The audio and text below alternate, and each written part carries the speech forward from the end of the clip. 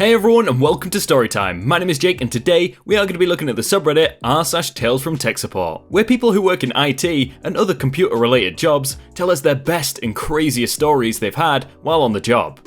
If you're new around here, please do hit subscribe down below so that you never miss out on another video. But for now, let's sit back, relax and enjoy some Reddit stories. How dare you lie to us?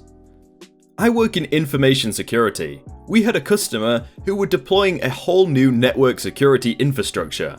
I was there to support one of the appliances specifically, as the company couldn't find anyone internally and didn't want to spend the money training someone. This is normal. Happens a lot. That's basically my company's bread and butter, being external, short to medium term, residence SMEs. So here I am, about a month into this project, being told that the director of IT security was not happy with what I had been delivering, and claimed that I had lied to the company about key features of the product I was supporting. For reference, the appliance does, but is not limited to, web context filtering and SSL and TLS decryption.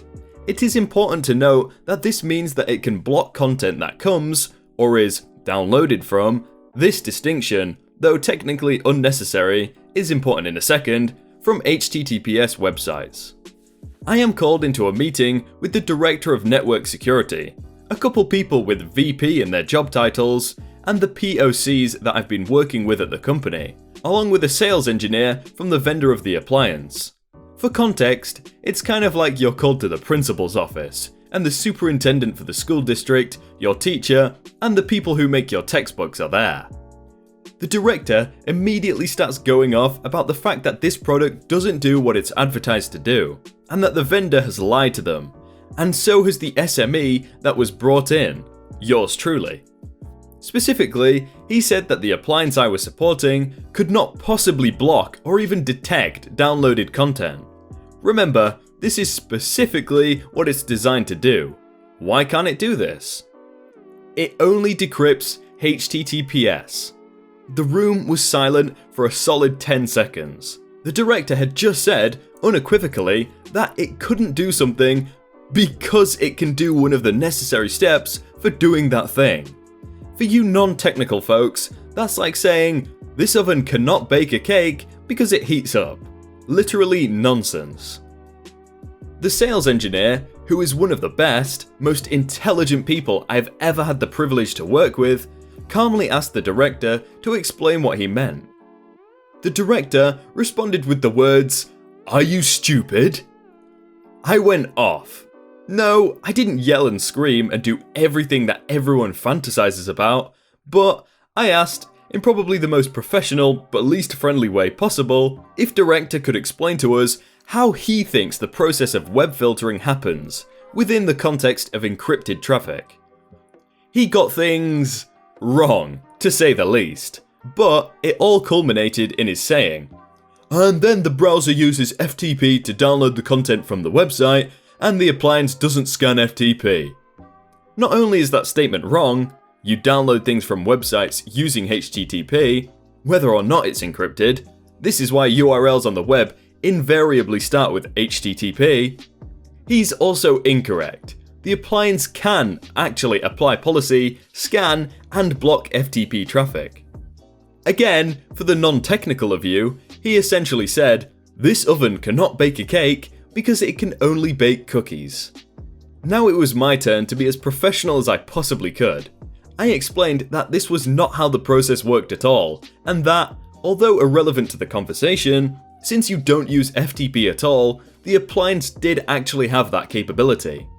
When director smugly, emphasis for just how damaged smug he seemed, turned to the POCs and VPs, all but saying, "See? All lies." The main POC spoke up and said, "Yeah, that's how we have things designed, and that's why we bought this specific appliance." Then, one of the VPs decided to end the meeting. The director doesn't work for that company anymore. I'm not sure if it was how poorly he handled being lied to, even if we had been lying, his behaviour was atrocious, or if it was due to having no technical understanding, even at a basic level, of the systems he was supposed to be, well, directing.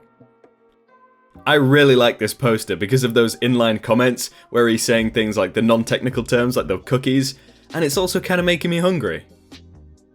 It's never not the network. Normally, I'd let incidents like this slide off my back, but they've been piling up recently, and just last week I walked into work seeing the entire L1 support team, for our product, not our office, wearing custom t-shirts that loudly claimed, "It's never not the network." I know they're talking about the customer's network, but it still angered me. Side note, my boss and I are workshopping a response t-shirt. It's never the network. Just doesn't have the right bite, and just because you're too dense to realize it's not the network doesn't make it the network. It's a bit long. Suggestions welcome. So, with the general rage building, I'd figured I'd get some of the more asinine tickets off my back. The admin, via a critical ticket. Dev 1 and Dev 2 are experiencing high latency when communicating, as justification for critical. This is holding up patch testing, which is holding up patch QA, which is holding up production patching, which is therefore an issue with a customer-facing system. Me. First, I don't see Dev 1 or Dev 2 in our records. Can you send me their IPs so I can reference? Also, did you happen to change their host names? We like to keep a record of which services are named what, exactly for this purpose. Once again, you've decided to rename all your servers without telling. Making you reply to this is your punishment. Second, we don't have any alerts or network issues reported during your timeline. Are there any metrics you can provide that support the issue?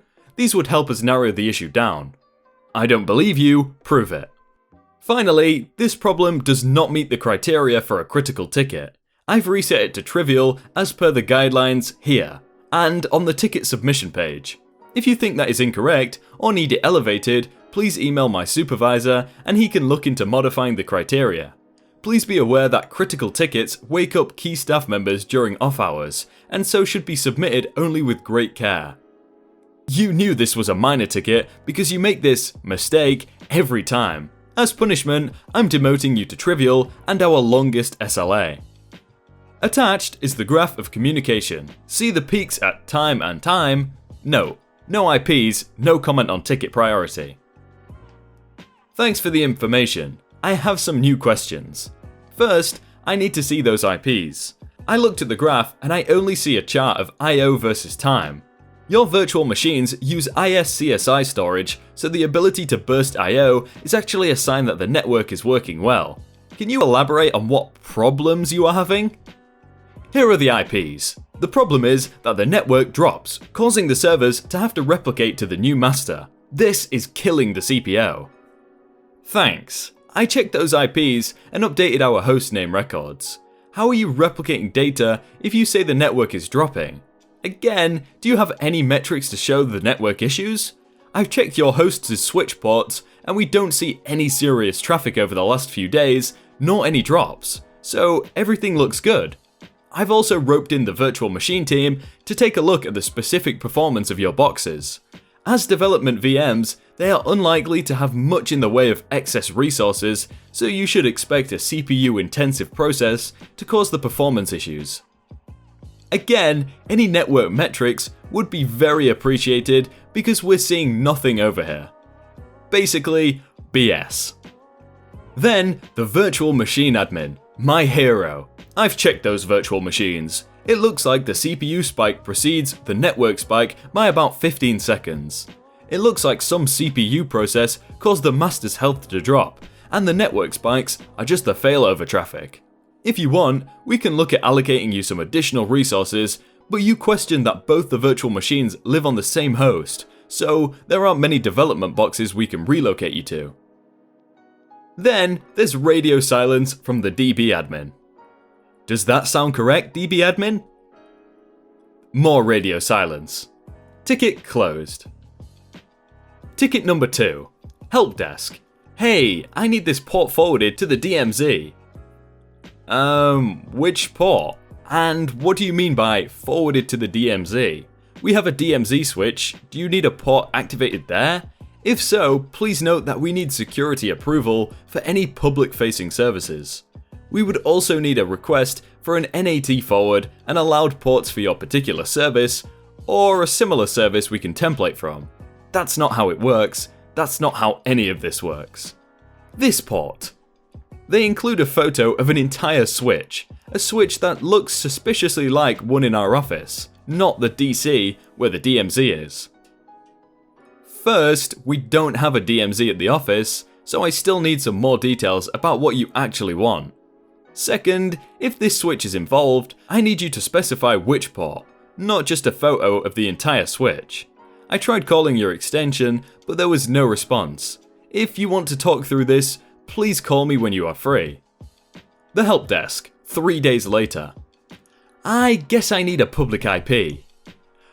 Oh, that's very different and doable.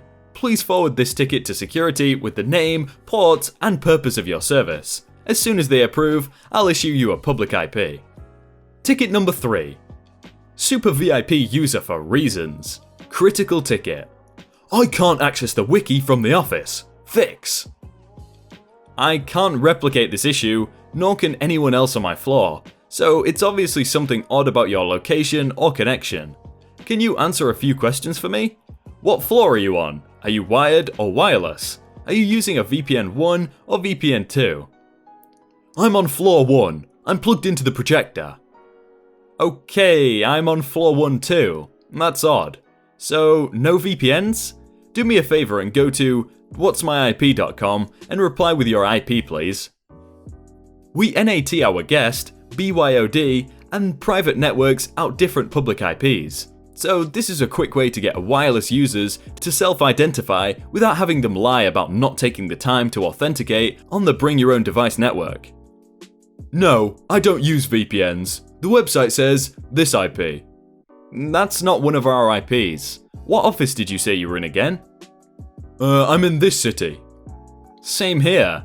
Let's meet in person and see if I can figure this out. Please call my cell at this number. I'm in the lobby. So am I, and I only see the security guard. There's no security guard here. What office did you say you were in? I'm in this city. What address? He then lists not the city's address. That's not the city office address, but it's close. Are you in a different building? Of course I am. I'm in the new office across the street. Okay. In the future, that would have been helpful much earlier. Last we were informed, we leased the office just for parking space. No one was supposed to be using it. We never set up the network, nor any tunnels back to the main office. Well, I'm here now, and someone set up the network, and it's not working. And we're starting weekend training here in 2 hours, and you need to fix it. I'll see what I can do, but this isn't an easy fix. Let me get to work and I'll keep you updated via the ticket. Turns out, he was using some random, unsecured neighbouring Wi-Fi without using the Office VPN. The quick solution of having him use the Office VPN wouldn't work as the rest of the trainees needed access too. Through sheer luck and abandoned APs, we were able to get the Wi-Fi and internet working in the building in under 6 hours.